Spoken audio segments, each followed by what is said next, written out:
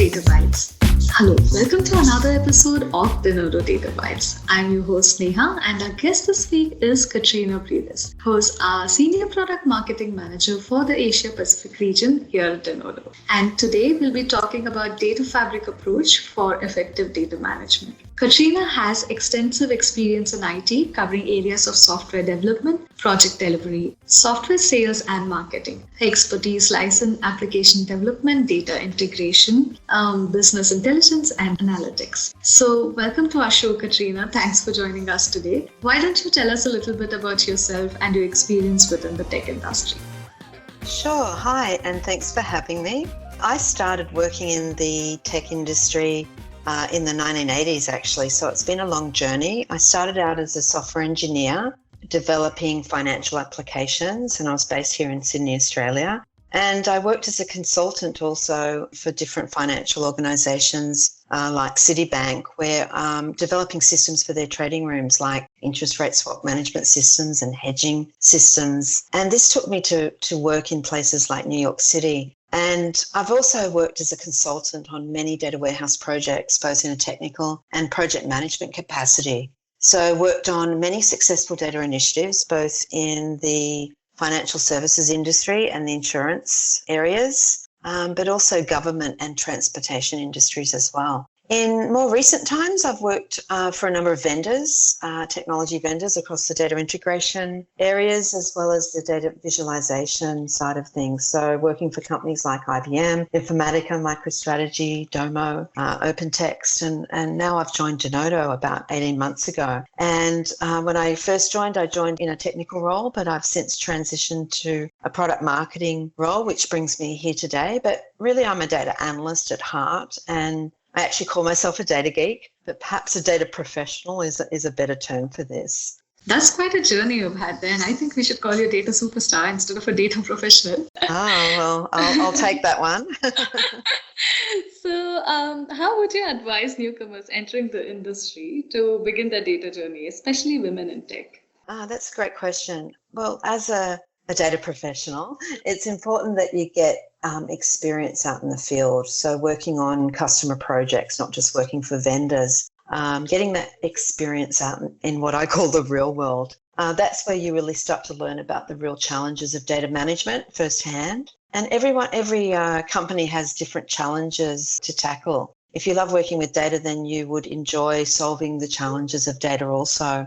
How it's integrated and then how it's leveraged for different purposes across the business. So it's a great field to be in, and you can also specialize in different areas. You can be a data analyst, you can be a data engineer, a data integration developer or expert, a data architect, or even a data scientist if you've got that statistical or mathematical background and interest. So I've had the privilege of being able to take on, different roles from a data perspective, which is great, but also data's everywhere and it continues to grow, and there's more data, there's more different types of data to deal with, and this is where it really keeps it interesting. One of the next challenges from a data perspective will be handling emotional data. So that's data about your mood, and that can be captured from the camera on your laptop and be used for, predictive purposes. So, lots of interesting challenges to be worked on.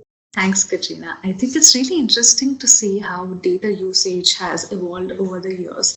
So let's move on to our next question. What is data fabric, and more specifically, what is the difference between physical data fabric and logical data fabric? Okay, so I'll start with some basics first of all, and what is a data fabric? It's really an emerging architectural type approach, or more modern approach to integrating data across the enterprise and making that data more accessible. So within most organizations, data is typically disparate and resides in silos in different locations. It could be on premise, it now could be in the cloud, it could be a hybrid of both. And in order to bring data together, the data fabric concept can be used to stitch that data together from those different disparate sources for the purposes of different business objectives. So I think of it like a fishing net that's cast out across all of your data assets. And that concept of the data fabric enables you to connect or tie all the data together in a framework that's easier to secure and govern.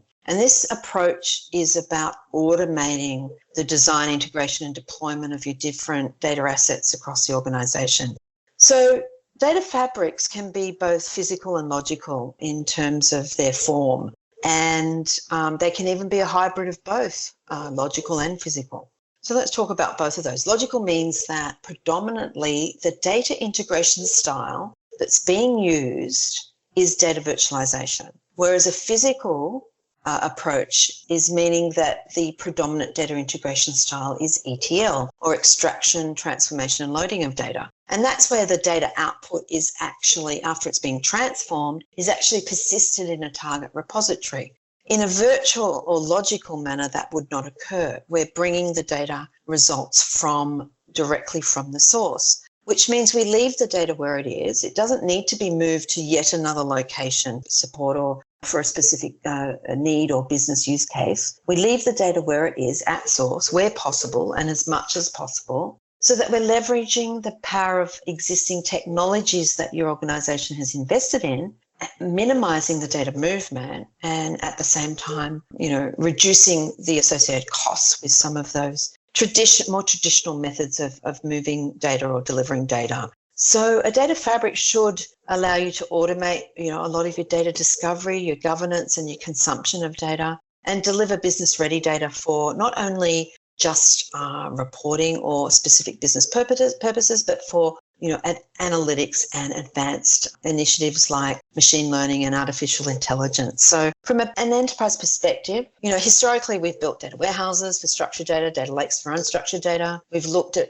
trying to get centralized views of our business data. However, that's had, posed its challenges and it hasn't been terribly successful. So why create more, physical copies of data? There needs to be, a better approach to this and a more, less complexity to managing the data ecosystem and governing that ecosystem. So if I look at my background in data warehousing, we used to move and model data a lot. If we were able to do that in a logical fashion, we could actually save about 45% in development effort if we were to use a different data integration approach like data virtualization. And that those savings can start to really add up if you're doing multiple data initiatives each year. So data fabric is a unique layer that kind of connects various data silos for business purposes, right? So that brings me to my next question. What is a logical data fabric and how does it help in creating a future-proof data management strategy for businesses? Well, a logical data fabric is a data management architectural framework, and it's typically optimized to access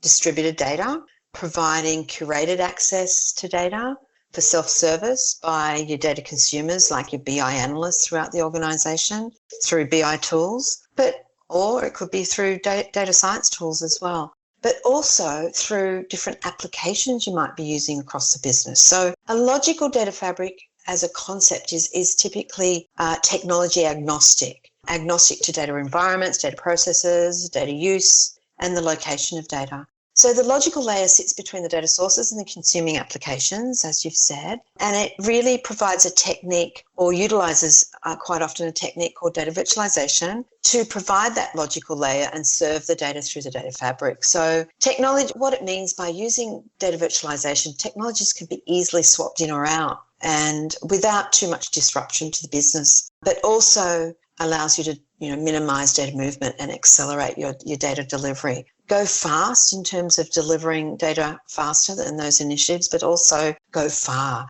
in terms of future-proofing your data architecture. Go fast, but also go far in your data journey. That's the key takeaway here. So in your opinion, how does a logical data fabric aid the process of data management and governance? So it really can help to provide that access and control, a single place for access and control, and lower some of the risks of data being accessed that shouldn't. So understanding who's accessing what data when is great to have that auditability across your data ecosystem. Secondly, it allows you to really deliver data in real time, fresh data we call it, not near real time data, we're talking real time data. So go and pick up maybe the historical data, but also leverage the most up-to-date information as well.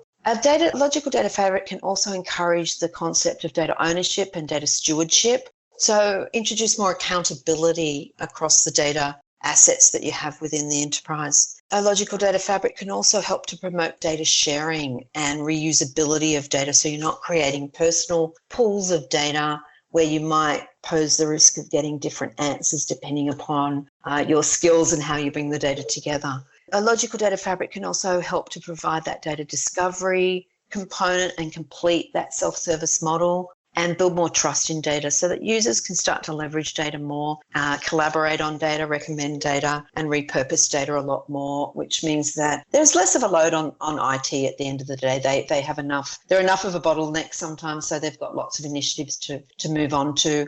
So we can start to be more self-sufficient across the organisation. But most of all, it provides flexibility. And that means that we can adapt to change not only within the business, but out in the market. So, like in times like COVID has proven that as well, we need that agility. So data fabric or a logical data fabric really, benefits organisations by providing faster time to value, less data replication, less requirements for resources from IT, and lower total cost of ownership.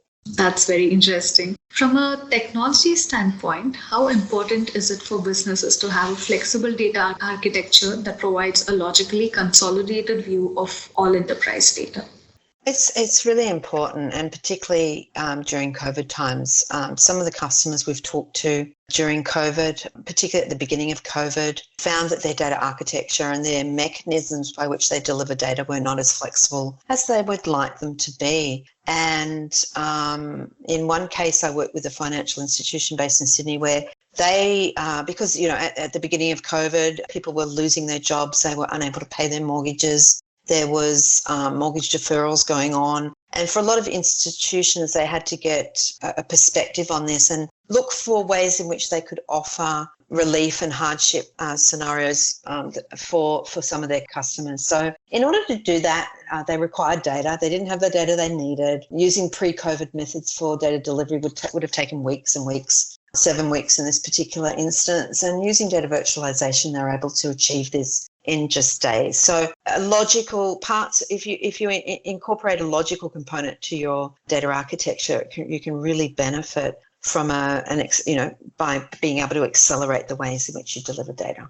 Thanks for sharing that, Katrina. To explain this further, can you share a case study with us where a business has utilized or benefited from logical or enterprise data fabric? Yeah, sure. One of our best or great customer examples is BHP. They're not only Australian, they're a global company, and they've been a customer of Denodo's for a number of years now, and they've implemented a logical data fabric, and that makes it easier for them to find and access data stores from across their different worldwide operations and allows them to focus on delivering data-driven projects in a more accelerated fashion. So BHP have deployed Denodo as a data visualization layer across different clusters, within different clusters across the different major geographies, and align that with their cloud-based data lake in terms of being able to provide a complete picture of their data and minimise their data engineering efforts when it comes to data delivery. So instead of repeatedly creating new different physical data repositories for each different requirement or new project, they're now leveraging this logical layer to better service the data consumers across the business and deliver data in real time. So we have many customer examples that we can share. They're available on our website where you can understand more about how our customers are using this approach to include a logical component to their data management strategy for a lot of different benefits that I've just described.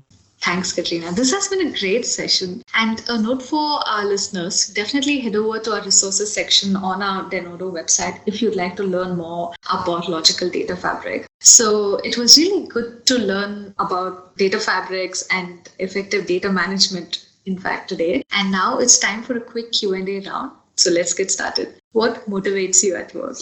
Oh, I think it's about there's always something new and different and interesting to work on when you're working with data, particularly. There's always something new to do and new insights to gain.